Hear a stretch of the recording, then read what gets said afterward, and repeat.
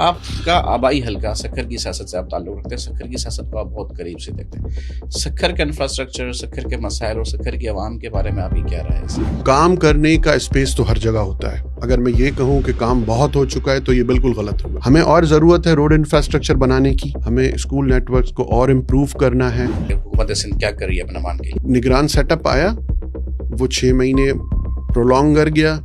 وہ پالیسی جو حکومت کی تھی، وہ جو اسٹرکٹنیس حکومت نے بنائی ہوئی تھی، اس پالیسی سے ساری لوگ ڈیویٹ کر گئے، ہٹ گئے، چیزیں خراب ہونا شروع ہوئی. امن امان جو ہے وہ لا اینڈ آرڈر سچویشن کو بہتر کرنا گورنمنٹ آف سندھ کی پریورٹی ہے. صوبہ سندھ میں مسلسل ایک تسلسل کے ساتھ پیپلز پارٹی کی حکومت بنتی چلی آ رہی ہے. آپ عوام کے اس اعتماد کی جو وجہ ہے اس کو کیا سمجھتے ہیں؟ سندھ کے لوگوں کا اسپیشلی پاکستان پیپلز پارٹی سے وہ جو محبت پیار والا رشتہ ہے وہ قائد عوام شہید ذوالفقار علی بھٹو نے جب پارٹی بنائی تھی تب سے ہے. آپ نے بطور وزیر بھی سرو کیا اور اب آپ ایوان کو لیڈ بھی کریں.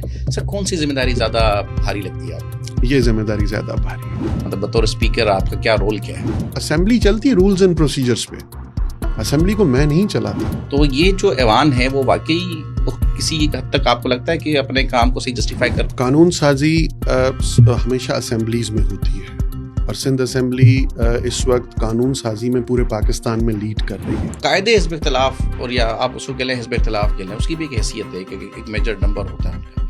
اپوزیشن تنقید برائے تنقید صوبہ سندھ میں زیادہ کرتی ہے، یا آپ کو لگتا ہے کہ واقعی جو ہے وہ پیپلز پارٹی کی گورنمنٹ اپنے ان اراکین کے مسائل کو ایڈریس کرنے میں ناکام ہوتی جس پہ اتنا وہ؟ میں یہ تو نہیں بولوں گا کہ کوئی بھی غلط بول رہا ہے. پاکستان میں باضابطہ طور پہ ایک ٹرینڈ چلا، پاکستان کی سوسائٹی کو ڈی پولیٹیسائز کیا گیا.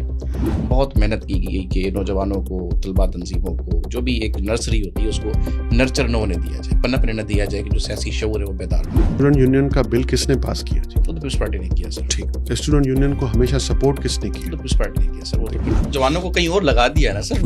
میں نہیں چاہتا کہ اس طرف بات کروں کیونکہ میرا جو اس وقت رول ہے وہ مجھے پرمیشن نہیں دیتا کہ میں اس قسم کی بات چھڑوں. سیمنٹ موٹر کے اینٹوں کے بنے ہوئے یہ بلڈنگیں ایوان نہیں ہوتی. ایوان میں بیٹھے ہوئے جو لوگ ہیں، ایوان کو ایوان وہ بناتے ہیں.